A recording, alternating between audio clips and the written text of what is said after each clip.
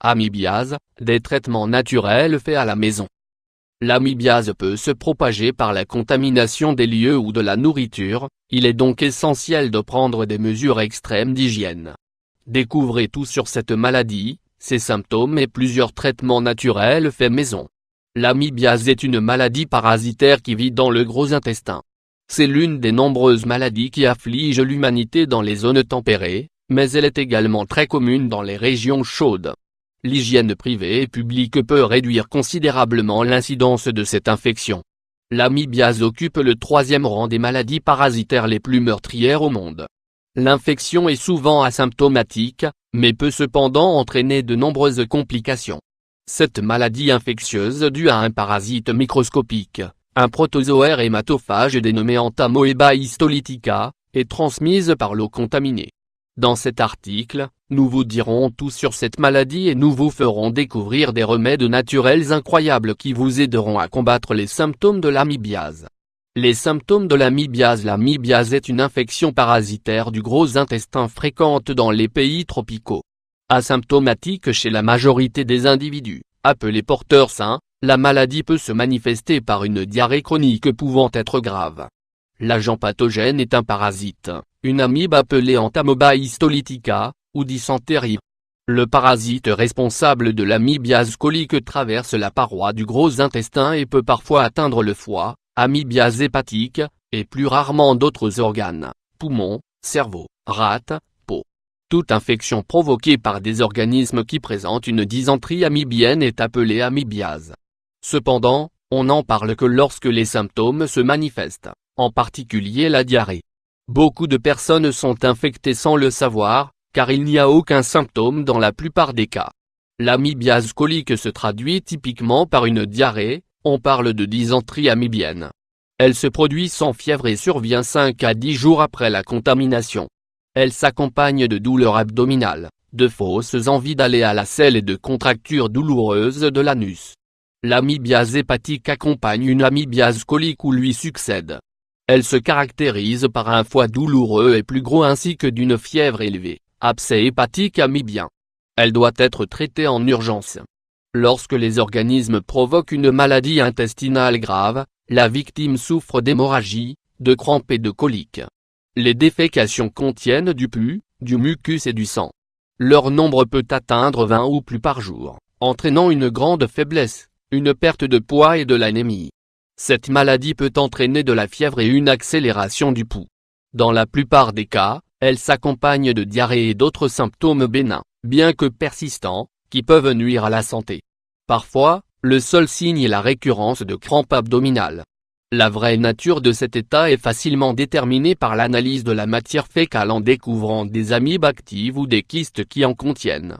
Les causes de l'amibiase. Les causes de l'amibiase. La cause spécifique de la dysenterie amibienne est un micro-organisme appelé Entamoeba histolytica. Cet organisme est extrait du corps après défécation, et est transmis à d'autres personnes lorsqu'ils contaminent leur nourriture ou leur eau. Ils affectent la muqueuse de l'intestin, surtout l'épaisse. Le parasite est éliminé dans les déjections fécales des sujets infectés sous sa forme de kyste, forme résistante de l'agent infectieux. La transmission de la maladie se fait par voie digestive, directement par les mains sales ou indirectement par l'eau ou les aliments souillés de matière fécale. On appelle communément ce type de risque le péril fécal. Il provoque une ulcération avec une détérioration plus ou moins grande de la membrane et une exsudation du sang. L'anémie et la faiblesse sont dues non seulement à la perte de sang dans les selles, mais aussi au fait que les amibes dévorent de nombreux globules rouges. La complication la plus fréquente est sans aucun doute l'abcès du foie amibien. Il n'y en a habituellement qu'un mais il peut être très gros. L'amibiase peut durer de nombreuses années, et même toute la vie si elle n'est pas traitée correctement. Rares sont les cas chroniques d'amibiase qui deviennent mortels, mais ils affaiblissent les personnes et les exposent à être la proie d'une autre maladie. Souvent, on ne détecte pas facilement l'amibiase, ce qui constitue un danger sérieux. En effet, si on ne prend pas de précautions d'hygiène lors des défécations, la multiplication des amibes sera automatique. Remède naturel pour traiter l'amibiase. L'origan. Pour traiter l'amibiase, l'origan a des propriétés anti-inflammatoires, digestives et carminatives. Ainsi, L'origan peut être très bénéfique, car il permet de contrôler les symptômes de l'amibiase, tels que la diarrhée, de calmer les crampes et de réduire l'irritation de l'intestin. Ingrédients: 1 cuillère à soupe d'origan, 8 g, 1 tasse d'eau, 250 ml. Préparation: dans un bol, vous devez commencer par faire bouillir l'eau. Quand l'eau bout, retirez-la du feu, ajoutez l'origan et laissez reposer 5 minutes. Vous devrez consommer ce remède 3 fois par jour, 20 minutes avant chaque repas pour combattre l'amibiase. Graines de citrouille pour traiter l'amibiase en raison de leurs propriétés antiparasitaires et dépuratives et de leur contribution au bêta-carotène, ce remède est très bénéfique pour le traitement de l'amibiase. Il permet en particulier de réguler la muqueuse digestive et réduit l'irritation due à la diarrhée. Les graines de citrouille sont également riches en vitamines et acides aminés minéraux, responsables de l'augmentation de l'énergie et de la réduction de l'inconfort général. Ingrédients: 2 cuillères à café de graines de citrouille, 10 g, 1 tasse d'eau, 250 ml. Préparation: vous devez placer la tasse d'eau dans une casserole et la porter à ébullition. Quand l'eau arrive à son point d'ébullition, retirez-la du feu et laissez-la refroidir doucement. Ensuite, ajoutez l'eau au bol mélangeur, avec les graines de citrouille, et mixez bien le tout. Vous devrez consommer ce remède à jeun tous les jours jusqu'à disparition des symptômes. Curcuma pour traiter l'amibiase grâce à ses propriétés antiseptiques, antibactériennes, anti-inflammatoires et antioxydantes, le curcuma est un excellent remède pour traiter l'amibiase. Il permet en particulier d'éliminer les parasites et de protéger les intestins. Ingrédients: 1 cuillère à café de curcuma, 5 g, 1 bar/4 cuillères à café de sel, 1 g, 1 tasse d'eau bouillie, 250 ml. Préparation: dans la tasse d'eau préalablement bouillie, vous devrez ajouter du curcuma et du sel. Puis, mélangez bien le curcuma et laissez-le reposer pendant 5 minutes. Vous devrez consommer ce remède au curcuma à jeun tous les jours.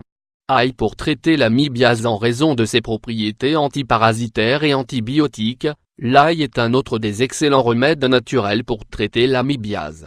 Il aide à contrôler les parasites et les empêche d'apparaître à nouveau. L'ail est un puissant remède pour traiter de nombreux troubles.